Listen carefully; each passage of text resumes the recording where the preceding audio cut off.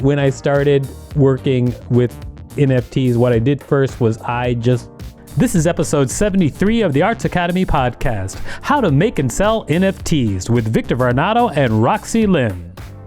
How much do you know about NFTs, by the way? I know just about as much as I can Google. All right. But I would say I'd know more. I wish I would know more. If you were going to explain to somebody what an NFT is, what would you say? I know the acronym is a non-fungible token. To my understanding, you own the original file of the piece, like the art piece that you're selling, and that it's sold for cryptocurrency, which is normally much higher than the dollar is worth right now. So okay, that's sort of how I look at it. I mean, I can't tell you completely everything about a non-fungible token, but I can tell you that a description that I've heard that I really like is a non-fungible token is basically a digital imprint or string or an address. It's a token, of course, and it's unique, and it's very similar to having the signature of an artist, having proof that the artist says that this is their original digital work. Okay, and when you're and in some things this is brand new because there wasn't really a way to honor digital artists, I think, like this previously. And now there's a way to collect the work of digital artists, although you're not exactly collecting their work, but you're collecting their promise that is their original work, and you're collecting their, basically it's kind of like just collecting their signature. It's like saying, I agree that you have my original work, or you have purchased my original work from me. It's very weird. Because it's like something where you're not going to be able to grab it with your hand, and so that I think throws a lot of people off about it. Yeah, that's definitely something I've been thinking about when it comes to creating NFTs and understanding that world. Someone did explain it to me, like, if there's only a one of one Picasso or something, and you're the person that gets to own it, just think of that like in a digital way. So that's how I've tried to see it. Yeah, it's hard. I mean, the thing I explain to people is, like, when they're talking about, well, why would you do something that you can't put it in your hand? How does that have value? It has value because of us. Obviously, we put value in something, but it's actually no different than, when you think about it, than moving money electronically. Like, you don't touch money when you're using a card, and you're just trusting in the value of those numbers being pushed around. And honestly, the dollar itself, like the actual physical dollar, that has no real value. It's just we've all decided that we're going to treat it like it has value. Anyway, so that's what NFT is. Value that we decided on. Congratulations, everybody. We're quite the species.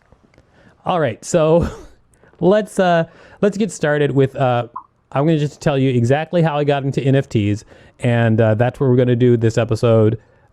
Just talk about how NFTs, how I went from zero to actually being on Foundation and selling an NFT. All right, so first of all, when I started hearing about NFTs, I was like, whoa, how much? And so I was like, I'm an artist, and I'm an artist who has made art outside of the NFT world, but I've never made any sort of crypto art before this had all happened. I'm a New Yorker cartoonist, and also I make cartoons that just end up on napkins. And so both of them have great value. Anyway, I think that when I started working with NFTs, what I did first was I just looked up everything I could find about what the market was like and how people made NFTs. And basically, here's what I found out.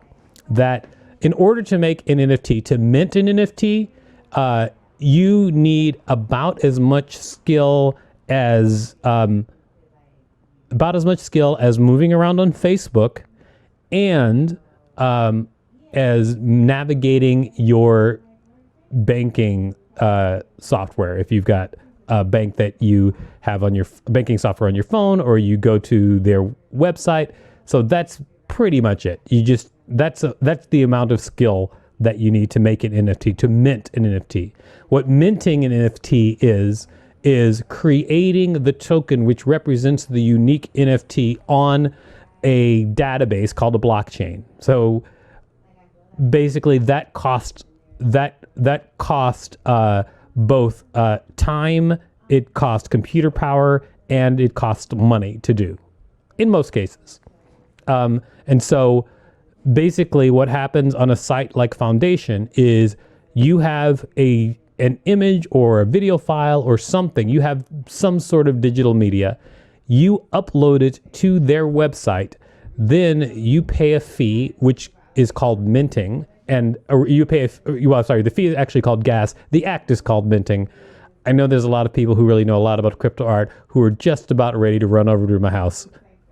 I'm so glad I got to stave you off that way. But the act is called minting, but the fee that you pay for the minting to happen is called the gas fee. And then you upload it, you pay the fee through your crypto wallet, and the crypto wallet is actually not hard to do.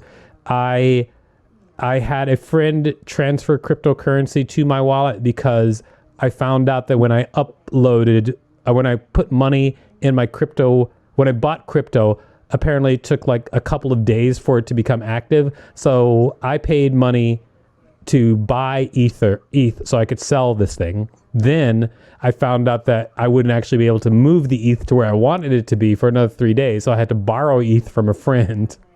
And then I was able to because I have to move the ETH, is it called Ethereum? Yes, I have to move the Ethereum to the quote unquote wallet, which is connected to Foundation by copying the address, and then someone puts the to address in their transaction to that long chain, which is the address of my particular wallet.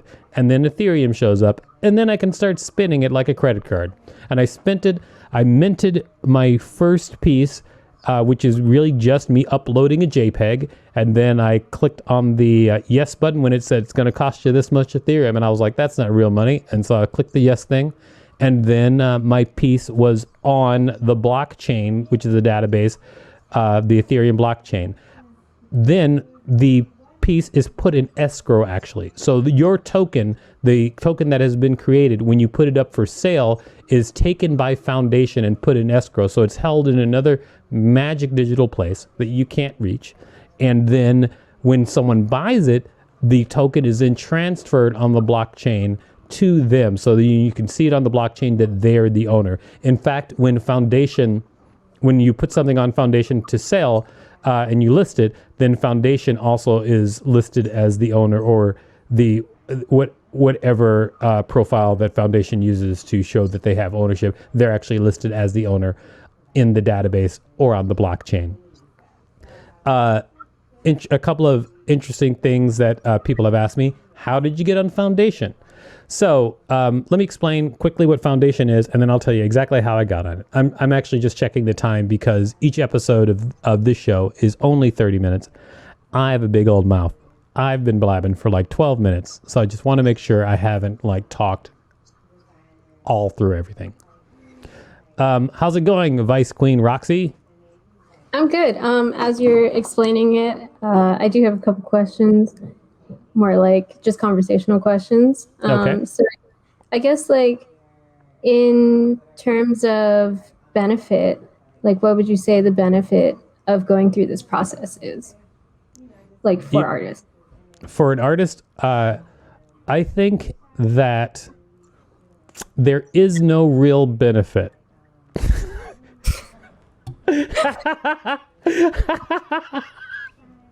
I mean, yes, you can make money. Yes, you can make money. But I mean, as we all know, you can make money in a lot of different ways. And a lot of people are thinking it's like a gold rush, but it's not really like that much of a gold rush compared to just like every other thing that's out there. Just like every once in a while, somebody makes a dumb song that everybody starts passing around, and then that person makes $1 million selling it on like Amazon Music. It's just like everything is a gold mine. It's possible. I mean, it's just that because this is brand new technology, people are leaping for it. But I can't say there's a specific benefit. And I also will say this: I actually don't judge what's beneficial to people, so I really don't know. So it's just, in your opinion, it's a new alternative avenue to gain your revenue, but it's not necessarily the best way. It's just a new way. Yeah, it's just a new way. It's just a new way to get revenue as an artist. And I actually will tell you what I think is the best way to, if you want to make a big sale, I'll tell you what I think is the best way to make a big sale, because I myself am taking that path to making a big sale. And I'll tell you what that is after I explain how I got on Foundation. So one of the things about NFTs is there are open markets, which is where anybody can sign up, anybody can make an NFT and put it up for sale. And as you might imagine, when anybody can make an NFT or anybody can upload any sort of digital art, you know, there's a lot of penises that people have uploaded, little drawings of penises. There's a lot of just random stuff. There's a lot of people who've taken pictures of other people's work and uploaded it. You know, it's the Wild West. So that's why places like Foundation are sought after, because they curate the people who are on there for the most part. They are growing really fast, and the way that they are getting more artists involved on it up until at least a week or two ago. Now, somebody told me that they stopped doing this, but I don't know for sure. So as far as I know, they still do an invite system where, and in fact, I myself have given an invite to somebody less than a week ago. Okay, so as far as I know, they're still doing an invite system. And what that means is, if you are an artist on Foundation and you make a sale, then they give you a certain number of invites so that you can invite other artists. And that's how they spread. And so people were flipping out, because sometimes on Foundation, people are making like $500,000 and selling one NFT. So people are flipping out. They want to get on this site because they think it's going to solve all their problems. And in fact, I thought that it was going to solve all my problems. I was like, oh, just get on this site and I'll just be a multimillionaire. It's going to be so easy. It wasn't. Anyway, so what I did to get on the site is I basically did a couple of things. And here's the thing. Foundation will remove your account if somebody sells an invite, or if they catch you selling or trying to buy an invite or anything like that, you'll get your account deleted. And so basically what I did was I went on Foundation. I found artists that were making their first sale that I liked. I went to those artists on Twitter or Instagram, and I said, hey, congratulations on making your first sale. I really like your art, honestly. And I know that getting on Foundation with an invite is the only way to get on Foundation. So I'm reaching out to people whose art that I liked. Either way, if you can help, great. If not, thank you very much. And that was it. So that's what I sent to people. Just a polite note. It got me 0 invites, not one. But I did make a lot of friends, and I was true to my word. So like, that's why I picked people whose art I like, because when they would talk to me and they didn't have an invite, I could still say, your art reminds me of whatever it reminds me of, or I like it because of this. And we just started having conversations. And so I just learned what the best way was to go about getting an invite from just talking to people. And here was the way I got an invite. So one guy tells me, hey, Victor, you ever heard of Twitter? He didn't say it like that. I was kidding. Anyway, so one guy says to me, hey, on Twitter is where most people market their NFTs. And it's a hotbed for NFT marketing is Twitter. And so one guy says to me, hey, on Twitter, a lot of artists are putting up invites for basically they're trading people invites. They say, basically an artist will go up on Twitter and say, hey, I've got an invite for Foundation. Post your art below. I'll pick the best. Also, follow me and retweet. And so they'd basically just make it into like this crazy raffle game show to get an invite. So then I thought that doing that was beneath me. So what I did was I would post on their thing, and then I would write them a personal note as well. And the note would usually say something like, hey, this is ridiculous. If you, I'm a working artist. I would very much like an invite. And if you have one, great. And if not, thank you very much. I'm not going to retweet you. I mean, I would just be, I just wouldn't do that part. I just didn't want to like make it some sort of exchange. Then one person was nice enough to actually give me an invite, even though I was being a big jerk princess.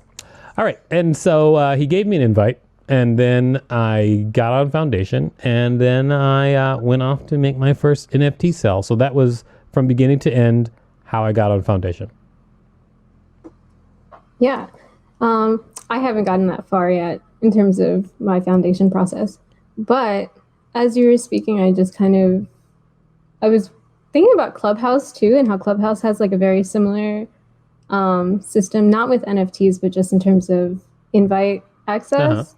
And it really just makes me like wonder, are NFTs making arts more accessible, or are they making it harder to access? Art? Does that make sense?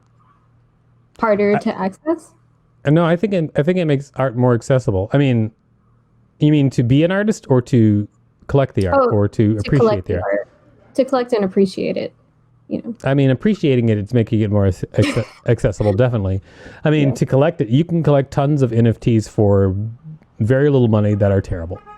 You can do that. And you can also collect some that you might see some promise in, also for very little money. So, I mean, I don't think it makes it any more or less accessible than any other thing. The technology might be a barrier for some people, though. Okay. I mean, like, if my grandma was like trying to get an NFT, her head would blow up. Oh no.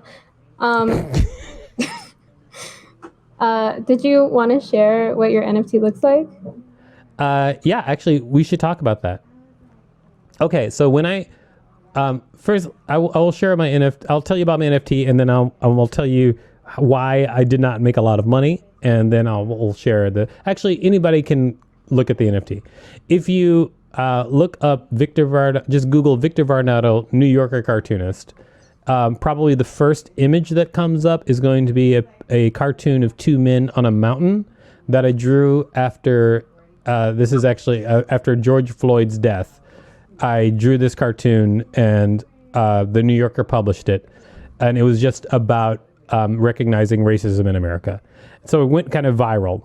And so I was thinking, oh my gosh, I have a digital original of my cartoon that I'm going to sell as an NFT. People love like things that have some sort of like story or social backing behind it.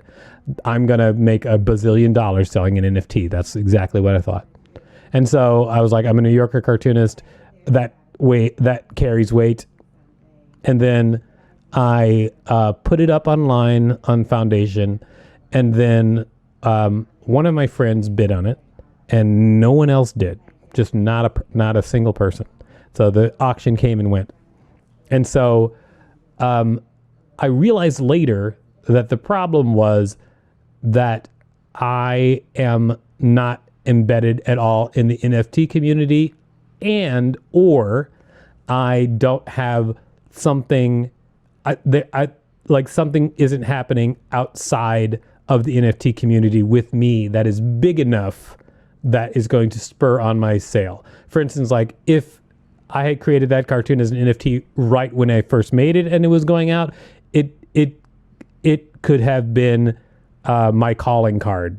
Like it could have been a calling card for me, and then people would have been more interested in bidding on it if it was happening at the time that the NFT was made, but it was not. So just basically, I had really bad PR and marketing for my NFT. I just kind of stuck it up there and thought it was going to sell itself. That is not exactly true unless you're at a certain level in the NFT and crypto art world, which I am not.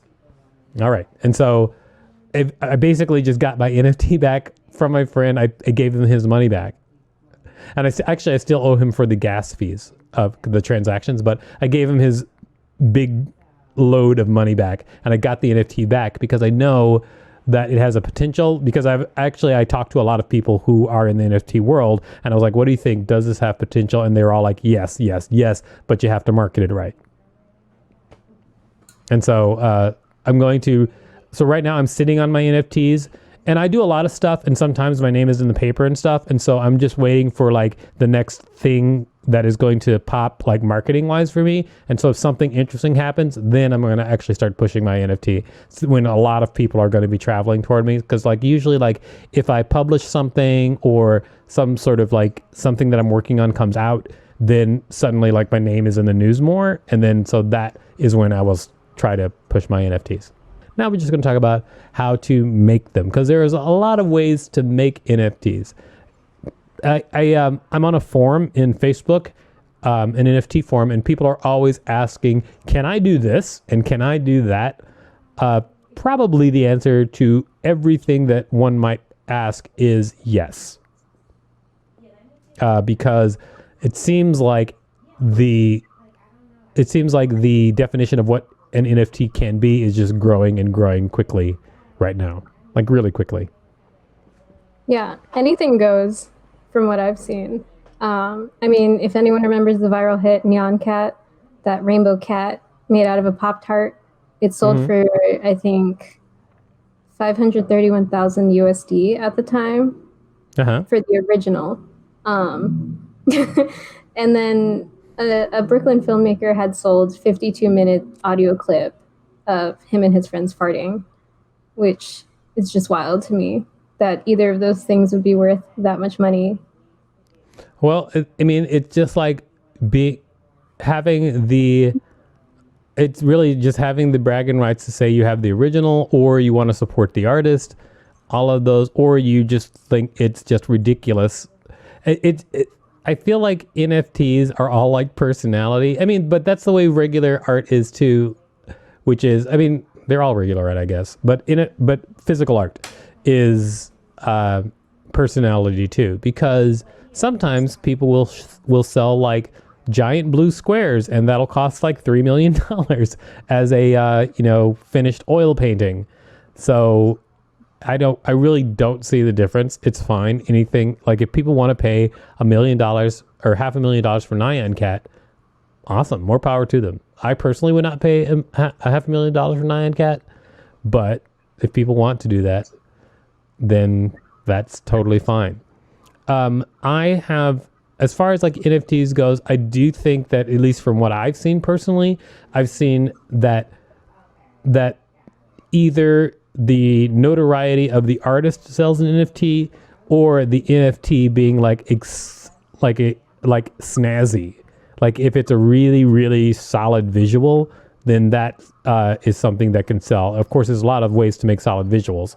And then one thing that I have seen is that as the market has moved forward, then it's shifting, because I feel like the novelty of an NFT was the first thing that was selling. So anybody who had an NFT, people were just like jumping up and trying to like be part of it. And then as more artists really are getting into it, it's starting to level off where like people really want something that is visually exciting as their NFT, or they want something that has a real story behind it. This guy that I knew, he was actually one of the guys who I reached out to when I was like originally trying to get on Foundation. He, I think, just figured out like exactly what worked for him, because he is not really a known artist, but he really does slick looking pixel art. And so he did some pixel art animations, and one of his biggest ones was called Dogs. And as an unknown artist, basically making pixel art, like the type of thing that you could spend like one day making in your house. And he made this really cool looking pixel art thing, and it was just cool looking, and that's really what it was all about. and it sold, I think, for $200,000.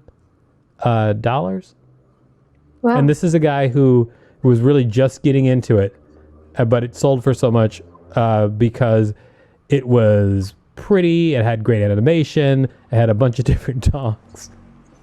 I mean, it was called Dogs. So I mean, it should have a bunch of different dogs.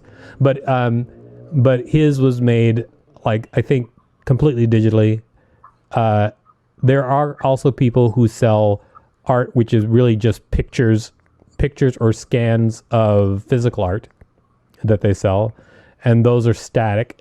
I feel like static images don't sell as much unless they are extremely high quality visually, or they're from a named person. So if you're going to, like, grab your acrylics and hit the paint. Wait, I don't mean the paintbrush. If you're going to grab your acrylics and hit the canvas with your paintbrush, then hopefully either you are an amazing renderer, or you also have a name for yourself, because that will help a lot. Yeah. One of the more interesting NFTs that I've seen recently was a producer is selling like audio loops as NFTs, like unique audio loops that wouldn't be able to be owned by anybody else. So I thought that was really cool because he also made like visuals to go with those audio loops. And so I think it is like really cool to see it also being used in music as well.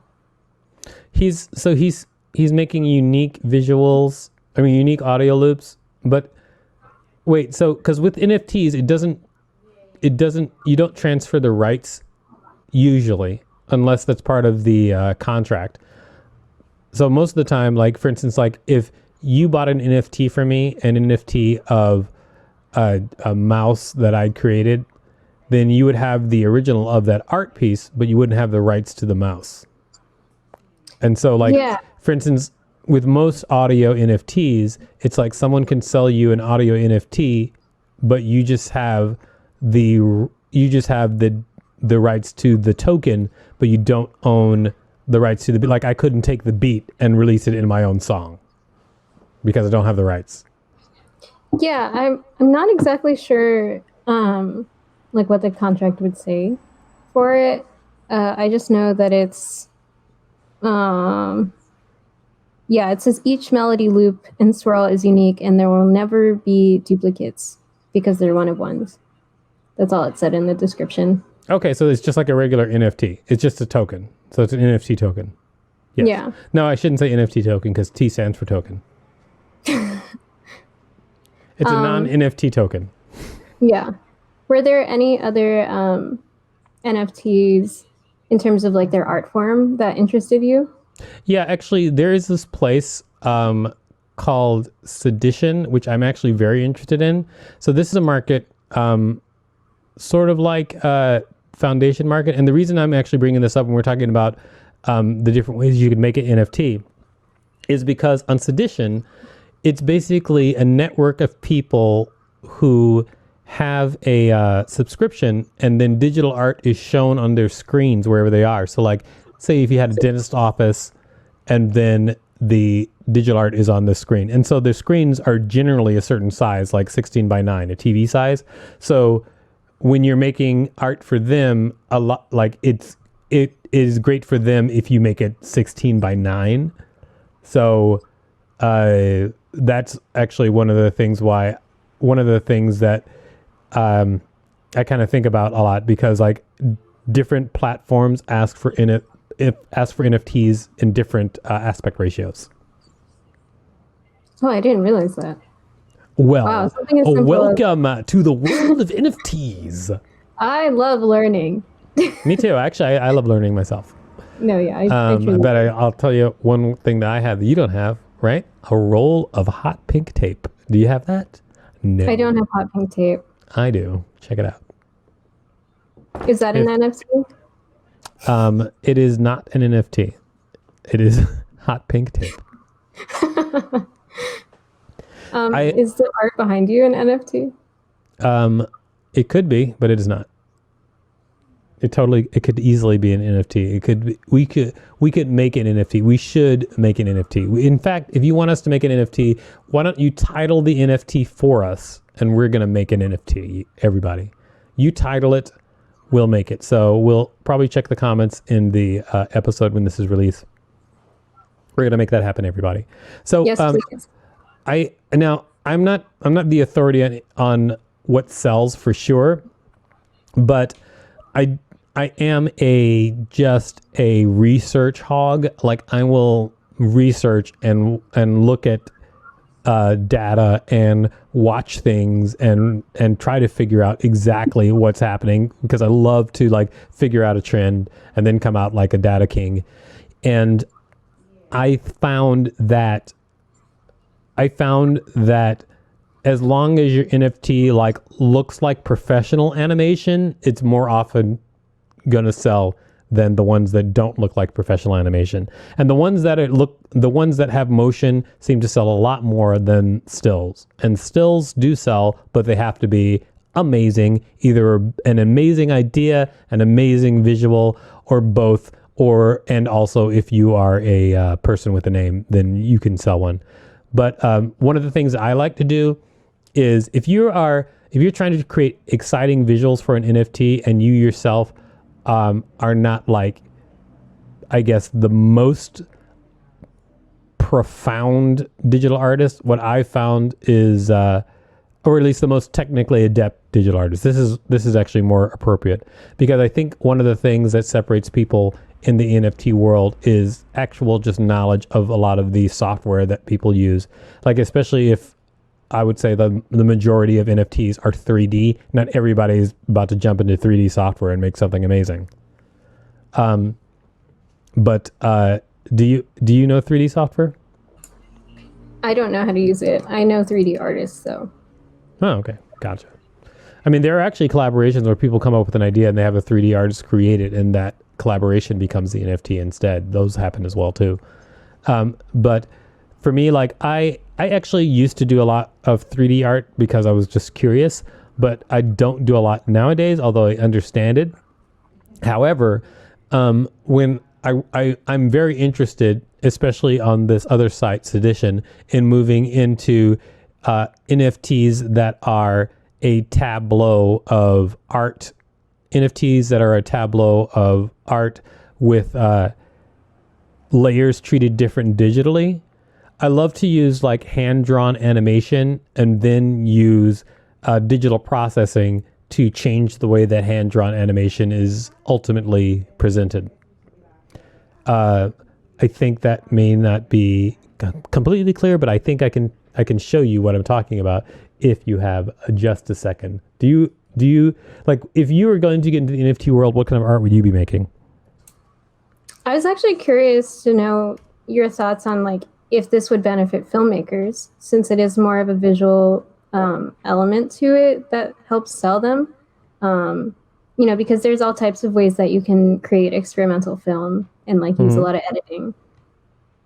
Yeah. I mean, I think that it could definitely benefit filmmakers. I mean, I really do. I mean, in fact, one of the things that I want to do on the Sedition thing is like, I have a lot of like stories and things that I've written.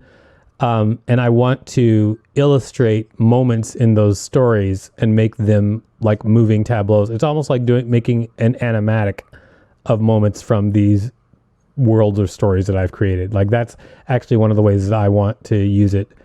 And I think as a filmmaker, it's going to be exciting. I think it's going to be fun.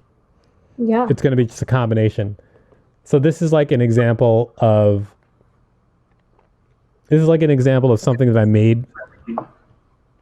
I made this. What? Is this you? Yeah, that's me. Oh.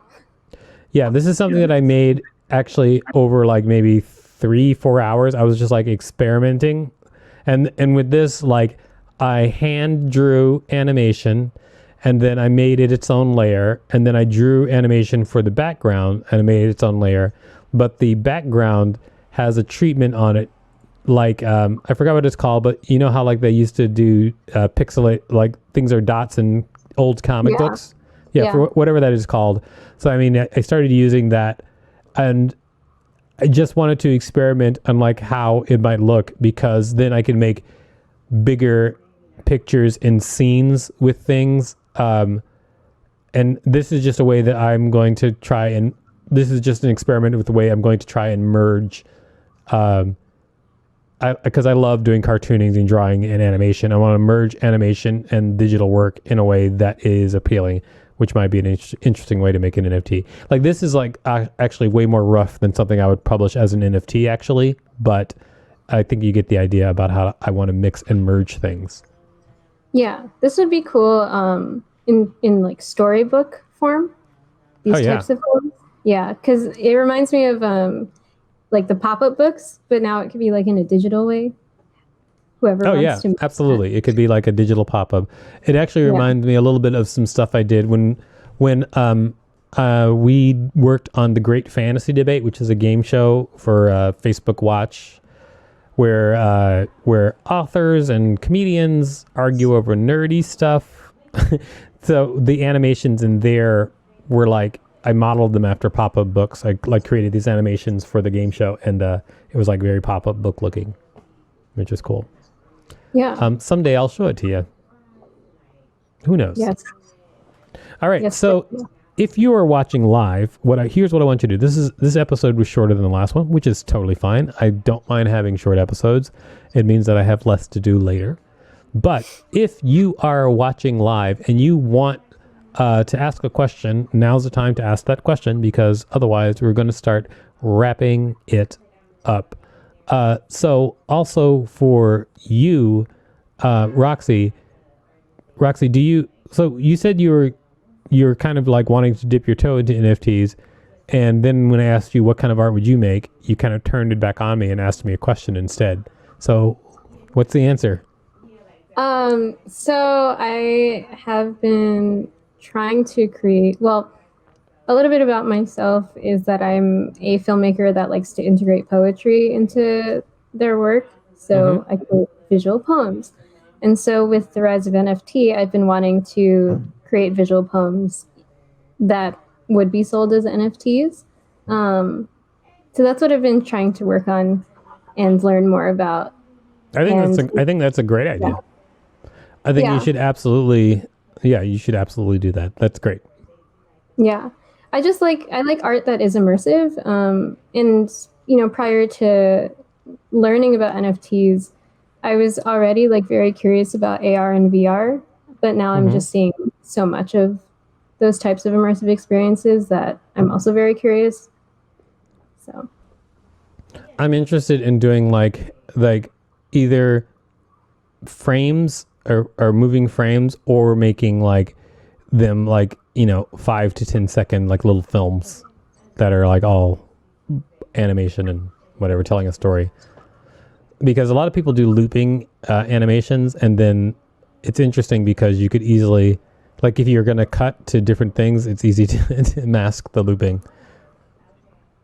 Yeah. So do you mean like super, super short? Like very short? Like 20 seconds? Oh, yeah. Wow. Like a 20-second film would be a great NFT. Just like that would be fun. Yeah, but then I could also make it an animation, because if it's only 20 seconds, it would be easy to like make it just like do the opening credits for like half a second, do the film, and then do the closing credits for like a second and a half, and that's it. Yeah, that would be really cool. I think it'd be great. Yes. Yeah. I was going to say for our audience, if you are listening and we're not able to watch this episode, Victor had shown us one of his animations. It's where he's flipping. So yeah, you can find it on his Instagram. That's right. Check it out on my Instagram. You'll know it when you see it. It's the only animation of me flipping through the air. So everybody, please check us out at altartsacademy.com and artsacademypodcast.com. And we are at Alt Arts Academy on all social media. So please check us out. Ask questions. We will answer your questions. We'll teach you everything we can about the mechanics of the art world and entertainment world. You can find us at artsacademypodcast.com.